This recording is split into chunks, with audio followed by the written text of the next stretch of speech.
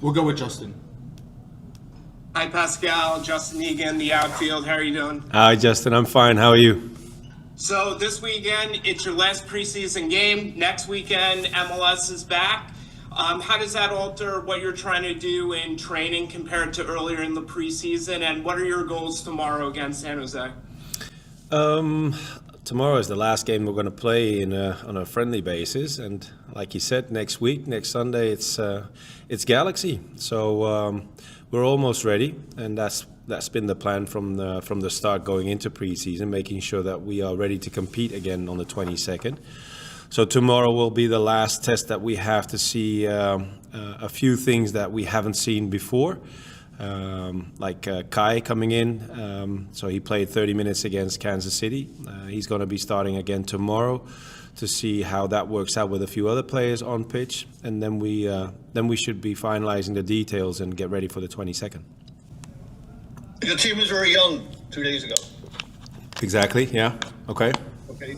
Obviously by design, but do many of them expect to see a lot of time during the season, or was it to give your other players a break to give them more time coming? I mean, they didn't win, but they were hardly outclassed. They were in the game the whole time. I don't understand what he's saying. Were they outclassed? It's okay. Yeah, but what were you referring to the younger squad on Wednesday? Because what did you see? I didn't get that part. No, what I was saying to you is you probably don't expect many of them to get all that much time, or you do coming, and they held their own more or less. Yeah, well, on Wednesday, as you know, Sean, we have 3 games in 7 days, so it's also about making the right choices planning-wise and making sure that we have players on pitch that can compete. The game against LAFC was more key players from last season. Midweek was too soon for a few players to be on pitch again. And now, coming to this game against San Jose, we'll probably use a few guys again that played in game number 1, because we have to balance that out. That was the goal from the start going into Coachella, finding a right balance between the training load and the match load, and that's how we go about our business. So coming back to your remark about the younger guys on Wednesday, they're part of the roster here in Coachella, and I want to see them all. And this was the perfect opportunity for them to play against Kansas City. Gave us a lot of information going forward into the next part of the season. And time will tell if the youngsters will stay on the roster for the first team. There were also a few youngsters that you already know. If you look at Seymour, if you look at Maximo Carrizo, those are guys that got themselves on the roster for the training squad as well last season. So that's looking promising. But as I said, it's finding the right balance in the week that we are in Coachella to make sure that everybody stays healthy and can play the games necessary to get us ready for the 22nd. Next question, Michael.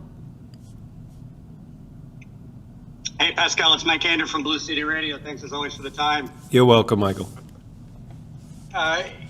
It seemed, based on the broadcasts of the games we've seen, that Todd Dunivant has been close to the bench, maybe standing near the players, watching the games. Is that can you talk about that relationship, as being that the sporting director has a former playing career? How does that affect how he interacts with the players and the team? Well, Todd is part of the team, so him being in and around the players is quite usual. It's quite common to see that. I think it's a good thing also, because the more information Todd can gather during these periods in Tampa or now in Coachella, the better he can make his decisions and try to build a relationship with all the players. After all, he is the new sporting director, and these 2 camps give a huge opportunity for a guy like Todd to get to know the people in and around the team. So we have our conversations on pitch or off pitch as much as we can in order to establish our own relationship as well. And that is the thing that we have to accomplish also in order to help this club move forward and be the competitive team that we want to be. Next question, John. Hey, Coach. How you doing? Hi, John. How are you? Good. I just wanted to ask about the health of a couple players, of Talis Magno, of Jonny Shore, and of Aiden O'Neill. I was wondering if you could provide any status to their health. Yeah, Aiden and Jonny are on pitch. Jonny is still modified for a few things that he can't do. He hasn't been cleared yet, but it looks good once we have our mini break in Los Angeles after the game against San Jose. He'll be on pitch again without any modifications. Aiden O'Neill has been training all in since the last 2 days, so it looks good for Aiden to join us tomorrow in the game against San Jose to get some minutes under his belt.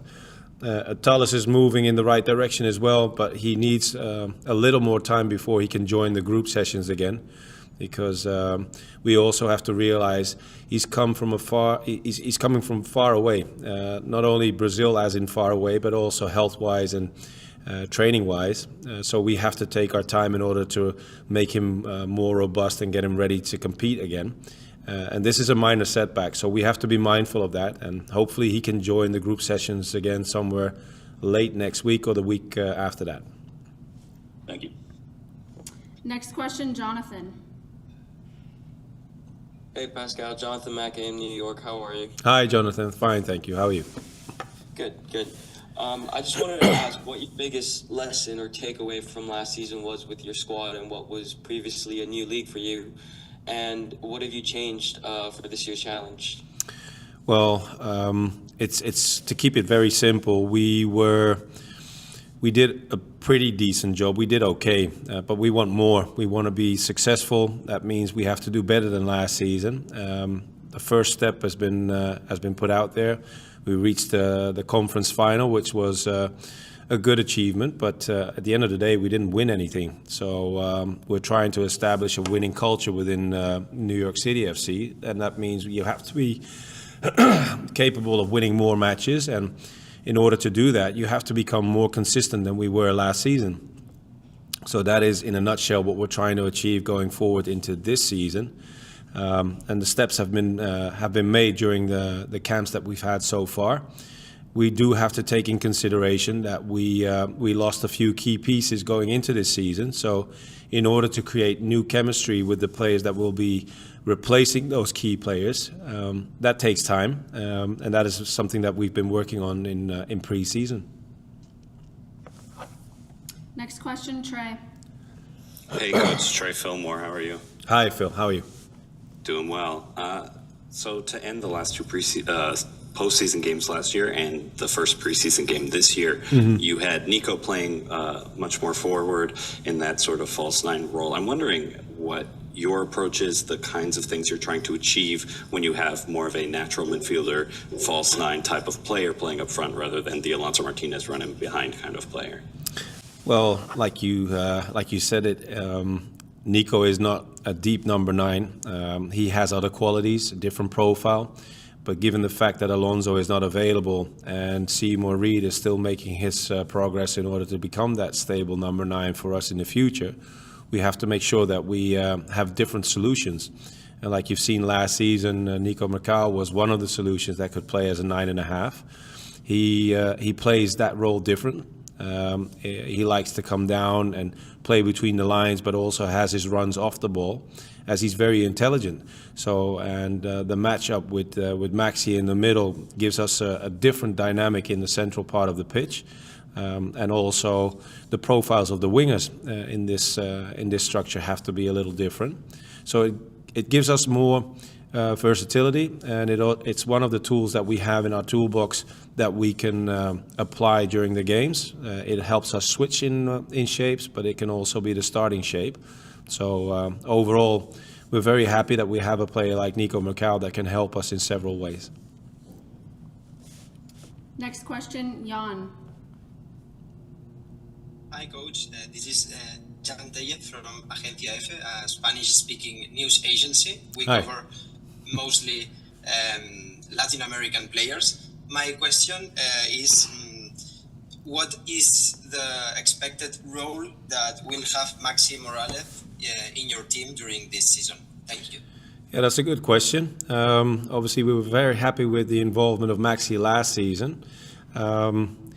Maxi is still healthy. He's very important for the team in several ways. And as long as he can compete with these guys and he can be a key piece in our team, getting us the results that we're looking for, he will play that role.